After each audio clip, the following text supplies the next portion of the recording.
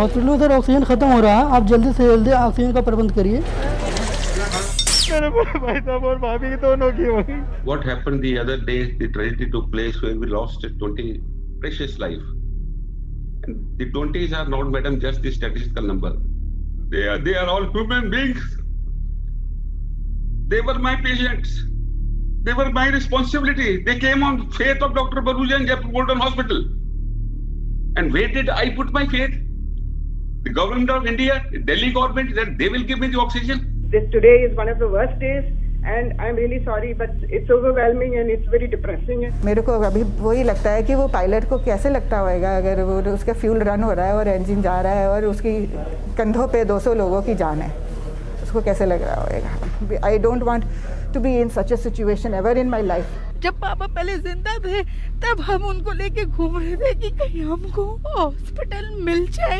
एक black Saturday के रूप से मैं उसको देखता हूँ और 1 बजे के आसपास जो हमारा सिस्टम था वो कोलैप्स कर गया। जब तक हमारी आपूर्ति हुई करीब 2000 लीटर की, तब तक हमारे 12 पेशेंट की डेथ हो चुकी थी।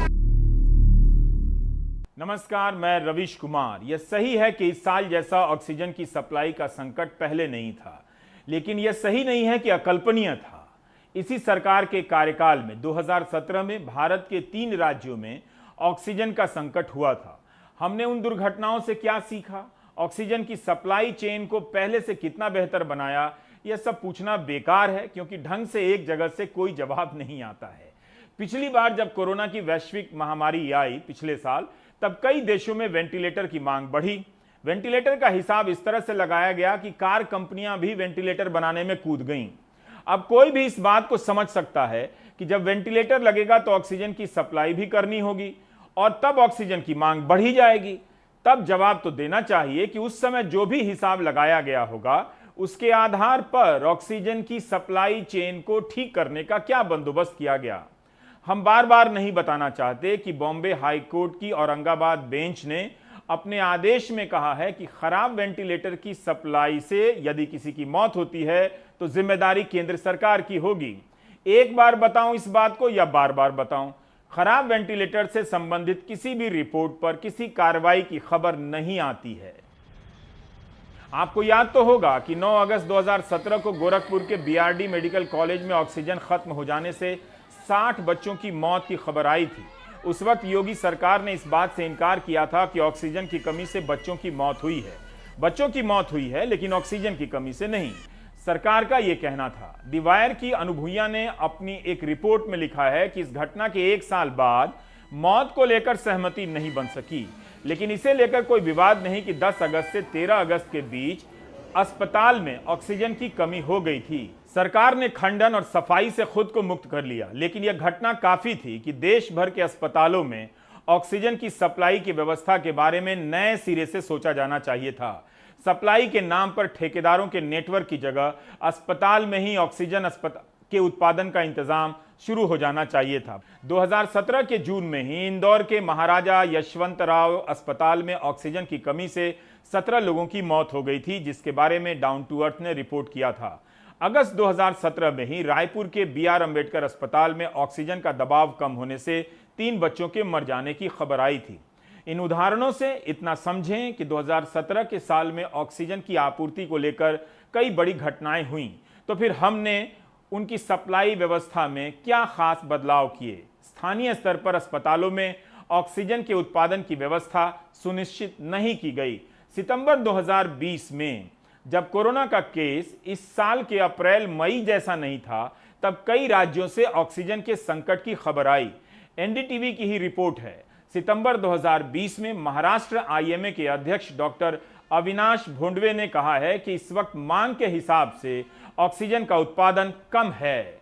The problem of oxygen in state of Maharashtra has got 3 main problems.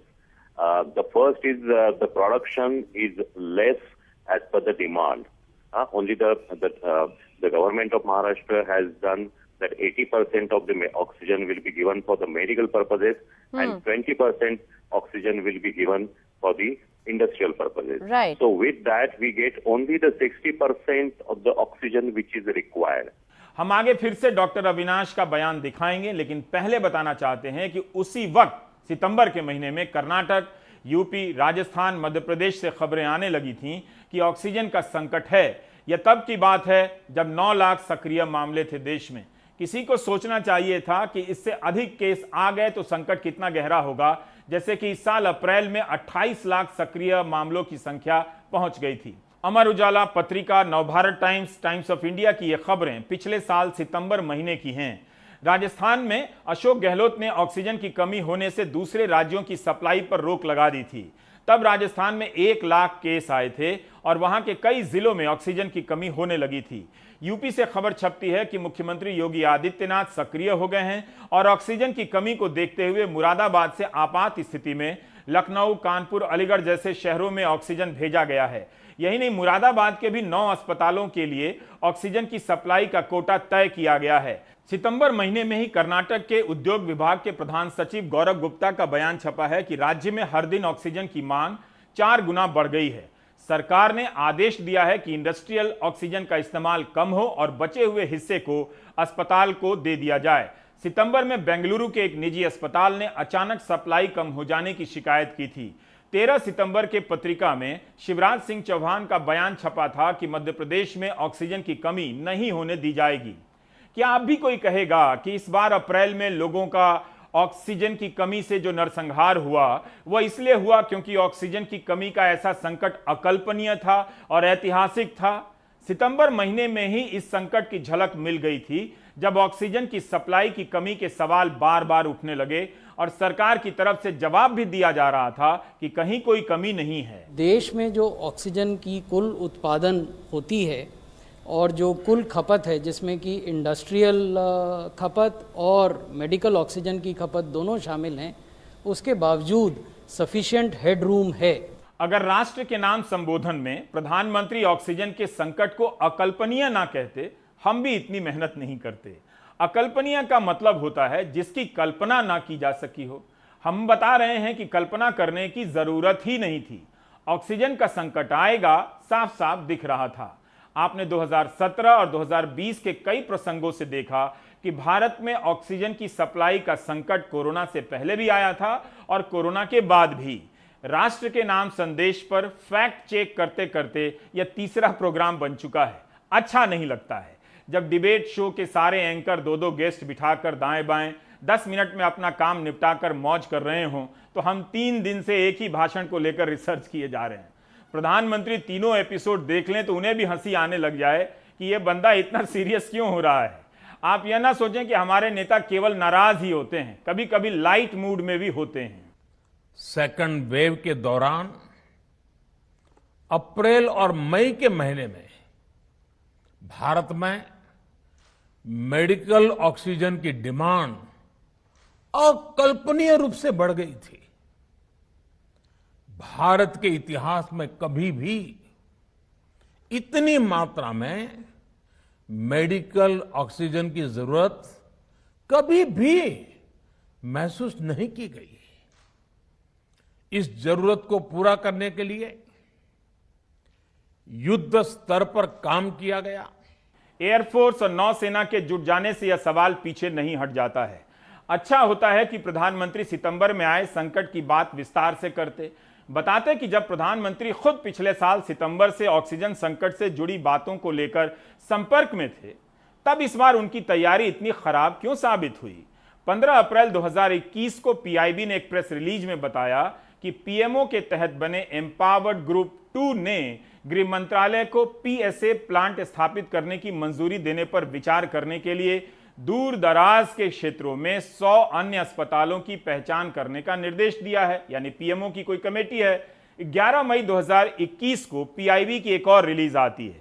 इसके अनुसार कैबिनेट सचिव राजीव गौबा बताते हैं कि पिछले साल सितंबर से ही प्रधानमंत्री नरेंद्र मोदी लिक्विड ऑक्सीजन की आपूर्ति और उत्पादन को लेकर स्वदेशी उद्योगों के साथ संपर्क में थे। इसके परिवहन को लेकर कई तरह की दिक्कतों को दूर करने में मदद की उन्होंने। सितंबर महीने में कोरोना के केस बढ़ने के कारण लिक्विड ऑक्सीजन को लेकर संकट हुआ था और हमने उत्पादन बढ़ाने पर जोर दिया, कैबिनेट सचिव कहते हैं। क्या सितंबर में प्रधानमंत्री या सरकार की किसी संस्था को बिल्कुल अंदाजा नहीं हुआ कि इससे अधिक केस आ गए? तब क्या होगा?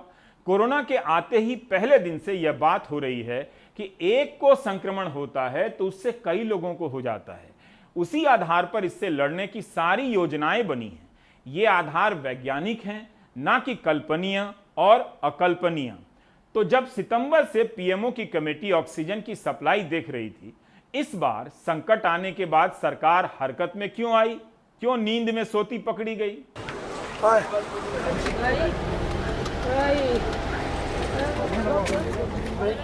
मेरे पापा बिजली बिना इलाज के मरे।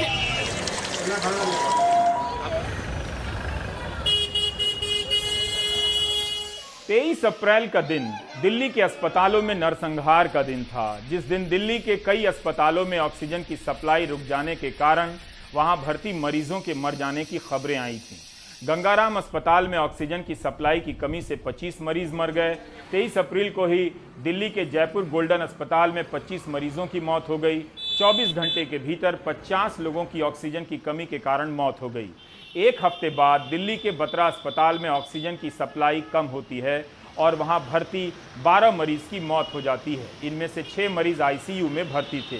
उसी अस्पताल के एक विभाग के प्रमुख डॉक्टर RK हिमथानी की मौत हो जाती है। ऑक्सीजन की सप्लाई की जिम्मेदारी केंद्र सरकार के पास थी, तो दिल्ली के इन 3 अस्पतालों में ऑक्सीजन की कमी से हुई 62 लोगों की मौत की जिम्मेदारी किसकी होगी?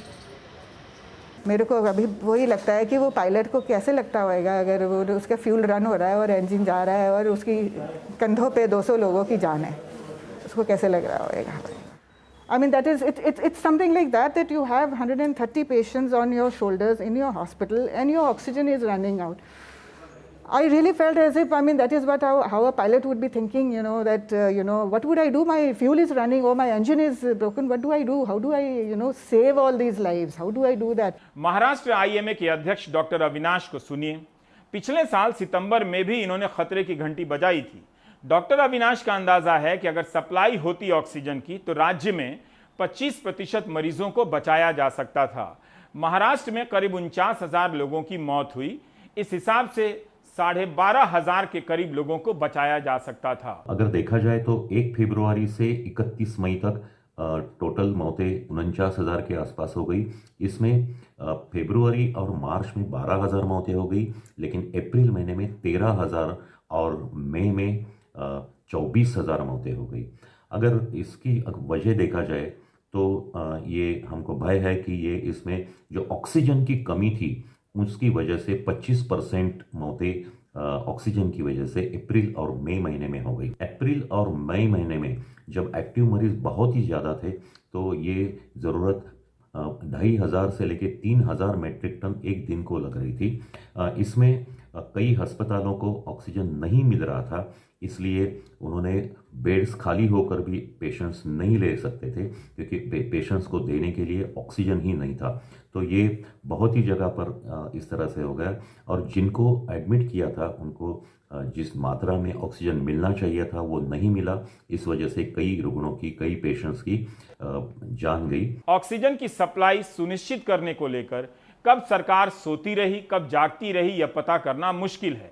इस मामले में इतनी कमेटियों की खबरें मिलेंगी कि आप कंफ्यूज हो जाएंगे।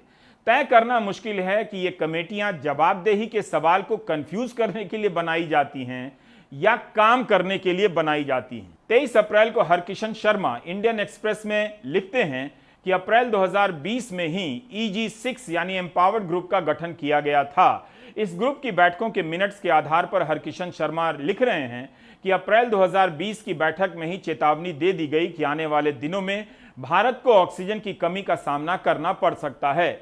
इसका मुकाबला करने के लिए CII, Indian gas association, department for promotion of industry and trade DPIIT को मिलकर काम करने के लिए कहा गया था। इंडियन एक्सप्रेस के रिपोर्टर ने लिखा है कि जब CII और DPIIT से प्रतिक्रिया जाननी चाहिए गई तो कोई जवाब नहीं मिला। यही होता है, सवाल का जवाब नहीं दिया जाता है। बहरहाल इस रिपोर्ट से आप जानते हैं कि ऑक्सीजन के संकट की चेतावनी अप्रैल 2020 में दे दी गई थी। सितंबर 2020 में संकट आया भी था। फिर हमने क्या किया? 25 नवंबर को राम गोपाल यादव की अध्यक्षता में स्टैंडिंग कमेटी की रिपोर्ट लोकसभा और राज्यसभा में पेश की जाती है, जिसमें कहा जाता है कि ऑक्सीजन की सप्लाई व्यवस्था को ठीक करने की जरूरत है। अस्पतालों में बेड और वेंटिलेटर की व्यवस्था ठीक नहीं है। अप्रैल से नवंबर आ चुका है, इसके बाद भी सरकार तैयारी का दावा कर रही है इस वक्त कि वो काफी काम कर रही थी। मेरे भाई साहब और भाभी दोनों की वही दोनों की इकट्ठी कर दीजिए ऑक्सीजन की वजह से, ऑक्सीजन नहीं था जी। 43 साल के कमल अपने 22 साल के भतीजे गौरव को दिलासा देते हुए खुद टूट जाते हैं। उस रात उन्होंने अपने भाई और भाभी दोनों को खो दिया। सौरभ शुक्ल ने अपने एक स्पेशल शो के लिए कमल से बात की थी। 33 साल के मनोज, 34 साल के राकेश शर्मा अलग अलग इलाकों के रहने वाले। गौरव के चाचा, इनका परिवार इस सदमे से कभी नहीं उबर पाएगा कि ऑक्सीजन की कमी के कारण उनके भाई या भतीजे की मौत हो गई। कई अस्पतालों में चक्कर लगाते रहे मगर ऑक्सीजन नहीं मिला। मेरा छोटा भाई भी इसी मनोज जो था इसीलिए चला गया कि टाइम पे ना तो हॉस्पिटल मिला तो फिर ऑक्सीजन नहीं मिली, कि इतना यंग एज में चला गया कि ऐसे नहीं कि उसको कोई बीमारी थी या कुछ भी, बिल्कुल फिट था। अगर टाइम पे मेडिकल फैसिलिटी मिल जाती तो शायद हमारे बीच होता आज। सरकार को बताना चाहिए कि ऑक्सीजन की कमी के कारण अस्पतालों में भारत भर में कितने लोग मर गए हैं। सरकार यह आंकड़ा भी नहीं बताती है और अपनी गलती के लिए इन परिवारों को 5-5 करोड़ का मुआवजा भी नहीं दे रही है। लोगों के घर बर्बाद हो गए होंगे। वे अपना संदेश लेकर किस राष्ट्र के पास जाएं, बता दीजिए। सर मॉम की मेरी डेथ 12 बजे के करीब हुई है। 23 तारीख? हाँ जी, 23 तारीख की रात को। फिर मैं वहाँ से मम्मी की बॉडी वगैरह वहाँ सब करके आया हूँ घर पे। इसको बताया भी मैंने घर पे आके किसी को की डेथ हो गई। हम तीनों को ही पता था मॉम की डेथ हो गई। आया हूँ मैं आराम से लेटा था, सोया नहीं था, रोता रहा लेट के वहाँ पे मैं। फिर अब सुबह चाचा जी आए, चाचा भी आए, रो रहे थे बहुत, चाची भी रो रही थी। मैं कहा मम्मी के लिए रो रहे होंगे, उनका पता चला होगा। तो आया हूँ तो चाचा ने बताया कि बेटा पापा भी नहीं रहे। बहुत पैरों के नीचे तो ज़मीन ही निकल गई थी एक साइड से। इनके सवालों का जवाब कौन देगा? सरकार अगर काम कर रही होती तो 9 मई को सुप्रीम कोर्ट को नेशनल टास्क फोर्स नहीं बनाना पड़ता। ऐसी रिपोर्ट हिंदी के अखबारों और चैनलों से गायब ही रहती है ताकि देश की बड़ी आबादी जवाबदेही के सवालों तक पहुंच ही ना सके। 6 मई को स्क्रोल में मनु कौशिक की यह रिपोर्ट आप विस्तार से पढ़ सकते हैं। बताया गया है कि सितंबर के संकट के बाद अक्टूबर में टेंडर निकाला गया कि 162 ऑक्सीजन प्लांट बनाए जाएंगे जिनसे ऑक्सीजन की सप्लाई हो सकेगी। स्वास्थ्य मंत्रालय के अनुसार यह प्लांट मई 2021 के अंत तक बन जाएंगे। 18 अप्रैल की रिपोर्ट में अरुणाब सैकिया और विजेता ललवानी ने लिखा है कि उन्होंने 14 राज्यों के 60 अस्पतालों को फोन किया कि प्लांट का क्या हुआ है। केवल 11 जगहों पर प्लांट स्थापित हुआ था और उसमें से भी 5 ही चालू हो सके थे। स्क्रोल की ऑक्सीजन प्लांट की खोजी रिपोर्ट के छपने के 2 घंटे बाद 18 अप्रैल को ही स्वास्थ्य मंत्रालय सच बोल देता है। एक ट्वीट करता है और कहता है कि 162 में से 33 प्लांट ही लगाए जा चुके हैं और बाकी सभी प्लांट इस साल के मई तक लग जाएंगे। आगे बता रहा हूं उसका भी हाल। सोचिए, पिछले साल अक्टूबर में फैसला होता है कि 162 प्लांट लगेंगे और मार्च तक 6 महीने बीत जाने के बाद भी 33 प्लांट ही लग पाते हैं। ये थी हमारी तैयारी। मेरठ के Lala Lajpat Rai memorial medical college में ऑक्सीजन प्लांट लगाया जाना था। अप्रैल महीने में स्क्रोल से बात करते हुए मेडिकल कॉलेज के प्रिंसिपल ज्ञानेंद्र कुमार ने कहा था कि प्लांट के लिए जमीन दी जा चुकी है लेकिन मशीन नहीं पहुंची है, कंपनी जवाब नहीं दे रही है, यही छपा है। आज हमारे सहयोगी सनूज कुमार को प्रिंसिपल ज्ञानेंद्र कुमार ने बताया कि ऑक्सीजन जनरेटर प्लांट लगाने का प्रस्ताव पिछले साल अक्टूबर-नवंबर में भेजा गया था। सिविल वर्क शुरू हो चुका है और 20 जून तक काम पूरा हो जाएगा। 30 जून तक प्लांट काम करना शुरू कर देगा। जब हमारे सहयोगी सनूज शर्मा ने मेडिकल कॉलेज के इमरजेंसी के पीछे जाकर देखा तो वहां कोई सिविल वर्क शुरू नहीं हुआ है। भूमि पूजन जरूर किया गया है और 4 ईंटें भी नजर आ रही हैं। आज 9 जून है। आखिर कैसे 20 जून तक सिविल वर्क पूरा होगा और कैसे 30 जून तक ऑक्सीजन जनरेशन प्लांट शुरू होगा? स्वास्थ्य मंत्रालय ने कहा था कि ये सारे प्लांट मई के अंत तक बनकर तैयार हो जाएंगे। मई तो निकल गया, अभी भूमि पूजन पर ही पहुंचे हैं। हम 30 जून को भी चेक करने जाएंगे कि प्लांट शुरू होता है या नहीं। दूसरी लहर के बीच मध्य प्रदेश में कई जगहों पर प्लांट लगाने का ऐलान हुआ क्योंकि हाहाकार मचा हुआ था। इंदौर में तो अभी तक काम भी शुरू नहीं हुआ है। जबकि दावा किया गया था कि 7 दिन में प्लांट शुरू हो जाएगा। यह तो हाल है। जिस इंदौर में 30 प्लांट बनाए जाने थे, एक भी शुरू नहीं हो सका है, बनना तो दूर की बात। हेमंत शर्मा ने बताया कि राधा स्वामी सत्संग परिसर MRTV अस्पताल और चेस्ट सेंटर में ऑक्सीजन प्लांट की स्वीकृति दे दी गई थी। राधा स्वामी सत्संग परिसर में बनने वाले ऑक्सीजन प्लांट के लिए इंदौर के लोगों ने करीब 2.25 करोड़ रुपए का दान भी दिया, लेकिन जिस प्लांट को 7 दिन में बनना था उसका काम शुरू तक नहीं हुआ है। 1 महीने से ज्यादा समय बीत चुका है। यही स्थिति MRTV अस्पताल के प्लांट की है, जहां सिर्फ एक छोटा सा चबूतरा बना है। धीमे स्तर पर काम होने से ही संकट के समय युद्ध स्तर पर काम करना पड़ता है। जल्दी नहीं होना चाहिए था। 2 महीने में केवल एक जगह चबूतरा मिला है, एक जगह शेड मिला है, तो क्या इस प्रोसेस को और थोड़ा सा स्पीडली नहीं किया जाना चाहिए? देखिए हम तीसरी वेव की बात कर रहे हैं। देखिए आप सही बोल रहे हैं और हम भी चाह रहे हैं जल्दी जल्दी लगे, पर आप दूसरा तरफ ये देखिए कि ऑक्सीजन प्लांट इंडिया में इतने लगते नहीं थे और अब लगभग हर शहर में हर जगह लगने की डिमांड आई है। और हमने भी तुरंत उस समय कहा, चाहे शासकीय अस्पताल हो चाहे प्राइवेट अस्पताल हो, दोनों से कहा, और शासकीय अस्पताल में काम शुरू हो गया, प्राइवेट में भी शुरू हुआ। तो कहीं ना कहीं थोड़े समय जरूर लग रहा है, पर मुझे लगता है इस माह पे ऑक्सीजन प्लांट सब शुरू हो जाएंगे। इस महीने पूरी उम्मीद है या ये आश्वासन ही है?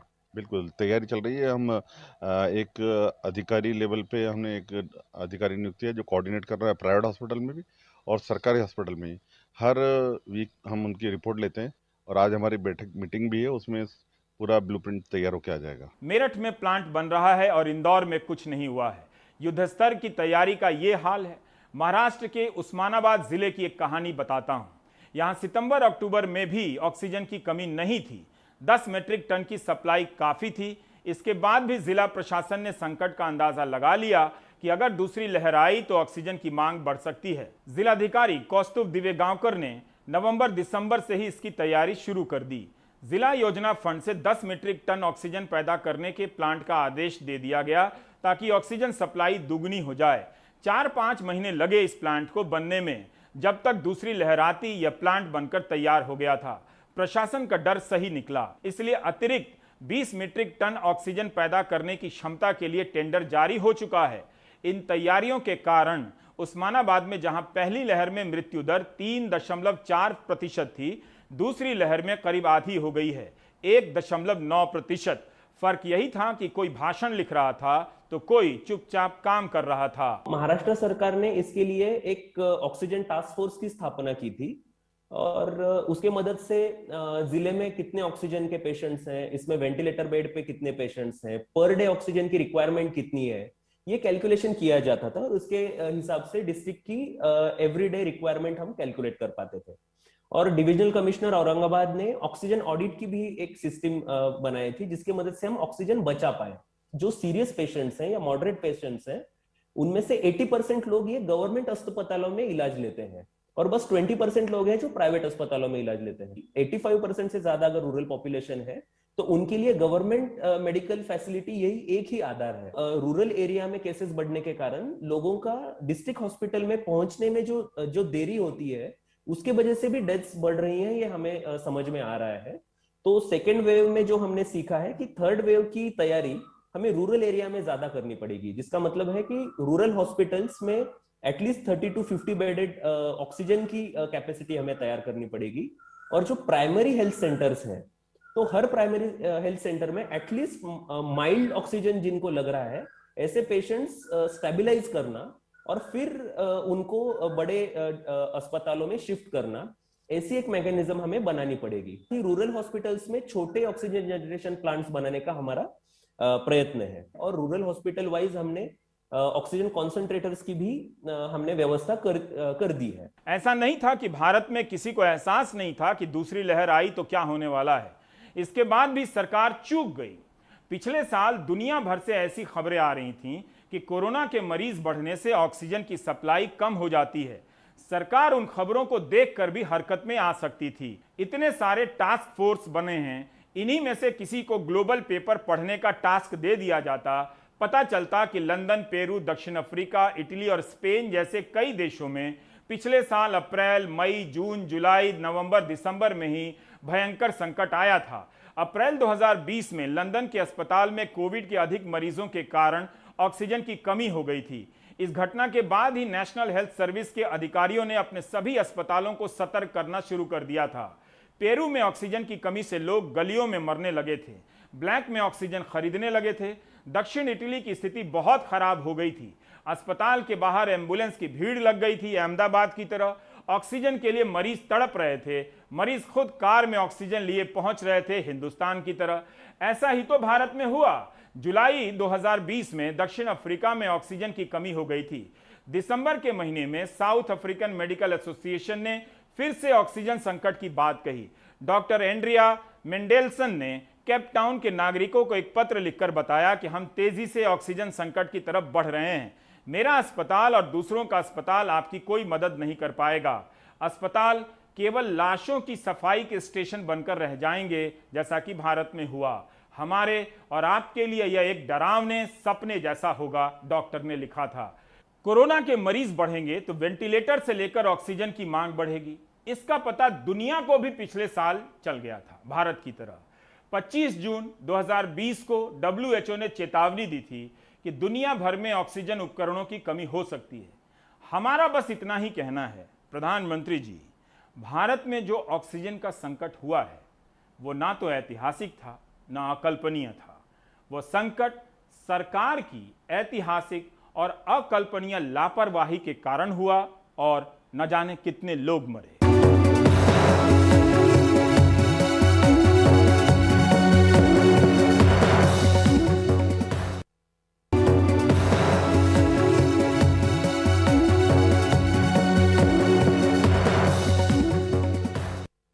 मध्य प्रदेश में छतरपुर जिले के बकसवाहा में बंदर डायमंड माइंस के नाम से विख्यात हीरा परियोजना का विरोध एक बार फिर शुरू हो गया है। पहले भी इस योजना का विरोध हुआ था, तब दोगुने पेड़ काटने की योजना थी। नतीजतन सालों काम करने के बाद विश्व विख्यात रियो टिंटो को उल्टे पैर वापस होना पड़ा। अब माइनिंग बिरला कंपनी को करना है, लेकिन लोगों ने बकसवाहा को बचाने की मुहिम शुरू कर दी है।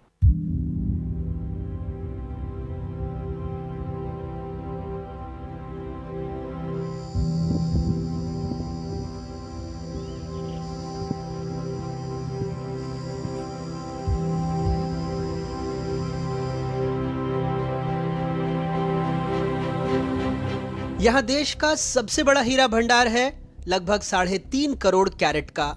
एक अनुमान है कि मध्य प्रदेश में ही पन्ना के मुकाबले 15 गुना ज्यादा, लेकिन कीमत 382.13 हेक्टेयर जंगल, 2,15,875 पेड़ों की कुर्बानी, जिसमें सागौन, पीपल, तेंदू, जामुन, बहेड़ा, अर्जुन जैसे कई पेड़ हैं, जैव विविधता से भरपूर। बक्सवाहा में ही निमानी गांव में रहने वाले कुर्रा आदिवासी इन्हीं जंगलों से रोटी कमाते हैं। कभी महुआ, कभी गोली चुनते हैं। महीने के 2 से 3 हजार रुपए बन जाते हैं। कहते हैं जंगल खत्म हो गया तो वो भी खत्म हो जाएंगे। जंगल में सब महुआ मिलाती, चरवा मिलाती, पत्ती, गोली 26 हजार को सभी मिला के हो जाते हैं। बक्सवाहा के रहने वाले अरुण तिवारी भी अपने जंगल को लेकर फिक्रमंद हैं। श्रीमान जी, ये जंगल गलत कर रहा है।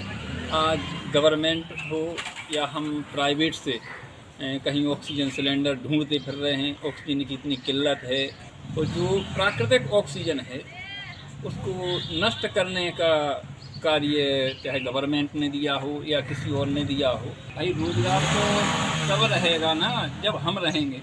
जब हम ही नहीं रहेंगे, हमारे आगे जो बच्चे हैं वो ही जीवित नहीं रहेंगे, तो रोजगार का क्या करेंगे, बताइए आप। साल 2000 में कांग्रेस के शासनकाल में रियो टिंटो को हीरा खोजने के लिए बक्सवाहा में 25 वर्ग किलोमीटर क्षेत्र में रेकनेंस सर्वेक्षण की अनुमति मिली। 2012 में रियो टिंटो ने माइनिंग लीज के लिए 954 हेक्टेयर के संरक्षित वन में खनिज पट्टे के लिए आवेदन किया। बताया कि यहाँ लगभग 3.5 करोड़ कैरेट हीरों का अनुमानित भंडार है। वन विभाग के सर्वे में पता लगा कि वहाँ 5 लाख पेड़ हैं। पर्यावरणीय मंजूरी नहीं मिलने से कंपनी बैकफुट पर आ गई और 364 हेक्टेयर के पट्टे की मांग करने लगी। लंबे इंतजार के बाद साल 2017 में इस कंपनी ने परियोजना से हाथ खींच लिए। 2019 में कमलनाथ सरकार ने फिर से नीलामी कराई। सरकार ने इस खदान का ऑफसेट मूल्य 56,000 करोड़ रुपए, बेस रॉयल्टी 11.5% रखी। 10 दिसंबर 2019 को हुई नीलामी में आदित्य बिरला समूह की कंपनी एसएल माइनिंग लिमिटेड ने 50 साल के लिए ठेका हासिल किया। जंगल में 62.64 हेक्टेयर क्षेत्र हीरे निकालने के लिए चिन्हित किया गया, लेकिन कंपनी ने 382.131 हेक्टेयर का जंगल मांगा है। बाकी 205 हेक्टेयर जमीन का उपयोग खनन करने और प्रोसेस के दौरान खदानों से निकला मलबा डंप करने में किया जा सके। रियो टिंटो की तुलना में राज्य सरकार को इस बार 4 गुना राजस्व मिला। 50 साल की लीज अवधि में राज्य सरकार को हर साल लगभग 1550 करोड़ रुपए का राजस्व मिलने की उम्मीद है, लेकिन इस जंगल को बचाने लोग पेड़ों से चिपकने लगे हैं। देश के कई जगहों में आंदोलन हो रहा है। खुद बक्सवाहा के युवा यहां सोशल मीडिया पर सेव बक्सवाहा फॉरेस्ट कैंपेन चला रहे हैं। सुप्रीम कोर्ट में भी याचिका लगी है। महुआ, गोली, चरवा, ये छोटी छोटी फसलें आती हैं जिनमें साल में कम से कम 4-5 महीने का रोजगार मिलता है। और ऐसा नहीं है कि सिर्फ परिवार में एक व्यक्ति को रोजगार मिलता है, बच्चे, बूढ़े, औरतें, सभी लोगों को इससे रोजगार मिलता है। तो काफ़ी सारे डिपेंडेंट हैं। अब इसके बाद अगर कंपनी आती है तो जब माइनिंग करेगी तो जो जंगल से, फॉरेस्ट से हमें एडवांटेज हो रहे थे, वो एडवांटेज ना होकर डिसएडवांटेजेस में कन्वर्ट हो जाएंगे। एक मुहिम है मात्र सरकार को जागृत करने के लिए कि आप वास्तविक समस्याओं पर पहले ध्यान दीजिए, फिर आप पेड़ काटने का सोचिए। 2.5 लाख पेड़ों को एक साथ खत्म कर देंगे। आपने उसके पहले कोई प्लांटेशन की पहली प्रक्रिया चालू नहीं की। आप जब पेड़ कटेंगे उसके बाद चालू करेंगे। ऑनलाइन ऑफलाइन बक्सवाहा के 2.5 लाख पेड़ों को बचाने की मुहिम चल रही है। 15 गांव के लोग इस परियोजना से सीधे तौर पर प्रभावित होंगे, जो अपनी आजीविका चलाने के लिए इस जंगल पर निर्भर हैं। लेकिन इस इलाके के लोग बटे नजर आते हैं। कई ग्रामीणों का कहना है कि उन्हें रोजगार चाहिए, बाहरी हस्तक्षेप नहीं। अगर कंपनी वाले जब भी आए तो हम लोग उनसे बात करेंगे कि हम लोगों को रोजगार चाहिए, तभी हम। अगर रोजगार नहीं देते हैं तो नहीं देता अगर रोजगार तो फिर हम लोग तो आप पेड़ कटने देंगे या नहीं काटने देंगे। जब रोजगार नहीं मिले तो नहीं से जो काफी चला तो अपनी रोटी भाजी चले। तो स्थानीय लोगों को अगर कंपनी पात्रता देती है और सही स्तर पर काम करवाती हो, सही रखती है, हम लोग कंपनी का स्वागत करेंगे। कंपनी आके काम करे। और अगर कंपनी हमारे स्थानीय लोगों को काम नहीं देती है, हम लोग विरोध करेंगे। अगर मान लो हमारे पास 10 करोड़ पेड़ है, 10 करोड़ पेड़ में से अगर 1 लाख पेड़ कट जाए तो उससे पर्यावरण खराब भी नहीं होगा और हम लोगों को रोजगार मिलेगा। वैसे हीरा खदान के लिए 62.64 हेक्टेयर जंगल चिन्हित है। नियमों के मुताबिक 40 हेक्टेयर से अधिक क्षेत्र के खनन प्रोजेक्ट के लिए केंद्र से अनुमति लेनी होती है, जो अभी तक मिली नहीं है। मंत्री जी शायद थोड़े हड़बड़ी में थे, इसलिए सवाल पर जांच की बात कह गए। देखिए, हम तो पर्यावरण के संरक्षण के लिए काम कर रहे हैं। यदि इस तरह की कहीं घटना होगी तो उसकी पूरी जांच करके जो भी उचित कार्रवाई होगी वो की जाएगी। एक और बात, 2.5 लाख पेड़ के बदले सरकार 10 लाख पेड़ लगाने की बात कह तो रही है, लेकिन सिस्टम की एक और बानगी देखिए। वन विभाग का दावा है कि मध्य प्रदेश में 6 साल में उसने 1638 करोड़ रुपए खर्च कर 20 करोड़ 92,99,843 पेड़ लगाए। लेकिन भारतीय वन सर्वेक्षण की रिपोर्ट कहती है राज्य में इस अवधि में 100 वर्ग किलोमीटर जंगल घट गया। सूखे बुंदेलखंड में वैसे ही केन बेतवा लिंक और बुंदेलखंड एक्सप्रेस हाईवे से करीब 25 लाख पेड़ खतरे में हैं। और अब बक्सवाहा। 2017 में कंपनी ने जब बक्सवाहा में सर्वे किया था तो यहाँ बहुत सारे बंदर दिखे थे, इसलिए परियोजना का नाम हीरा बंदर प्रोजेक्ट पड़ा। पेड़ कटने से पर्यावरण का नुकसान तय है, लेकिन बड़ी संख्या में जंगली जानवर भी विस्थापित होंगे। 2017 में जो रिपोर्ट आई थी उसमें कहा गया था कि यहाँ बंदर, बाज, भालू, तेंदुआ, हिरण, बारहसिंगा जैसे कई जंगली जानवर हैं। लेकिन 3 साल बाद जब रिपोर्ट आई है तो आश्चर्यजनक रूप से कहा जा रहा है कि यहाँ संरक्षित वन्य प्राणियों का आवास होने के कोई प्रमाण नहीं है। बक्सवाहा से अपने सहयोगी अरविंद तिवारी और भोपाल से कैमरा पर्सन रिजवान खान के साथ अनुराग द्वारी, एनडीटीवी इंडिया। दिल्ली से सटे फरीदाबाद में सूरजकुंड के करीब अरावली के पहाड़ों में पड़ने वाले खोड़ी गांव और आसपास के छोटे छोटे गांवों के सभी घर गिराए जा रहे हैं। सुप्रीम कोर्ट में अवैध साबित होने के बाद इन्हें गिराए जाने का आदेश हुआ है। वैसे इसी इलाके के आसपास नजर डालें तो कई आलीशान इमारतें हैं जो जहां की तहां बनी हुई हैं। क्या उन पर कोई सवाल नहीं है? क्या हमने ध्यान दिया कि अरावली के इस जंगल पर पैसे और ताकत के दम पर भी कई जगह कब्जा किया जा चुका है? लेकिन विडंबना यह है कि सड़कों पर गरीबों को ही लाया जाएगा, वो भी इस कोरोना संकट में। सौरभ की रिपोर्ट।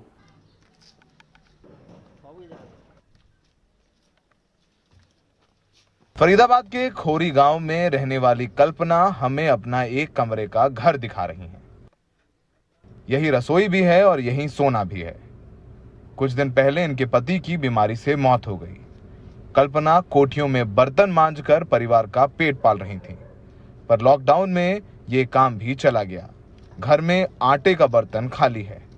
कल्पना मांग कर काम चला रही हैं और अब ये कमरा भी ढा दिया जाएगा। अब घर भी छीना जा रहा है। अब हम लोग लॉकडाउन में कहाँ जाएंगे बच्चे को लेके? हम बस आधी रोटी आधी टुकड़ी खा के गुजर कर रहे हैं, पानी पी पी के।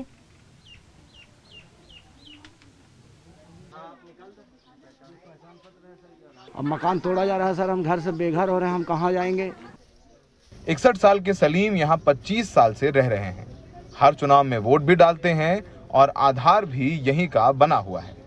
आधार card, voter card, PAN card सब है, राशन कार्ड या हाँ वोट डालते हैं। हरियाणा में वोट हर साल डालते हैं।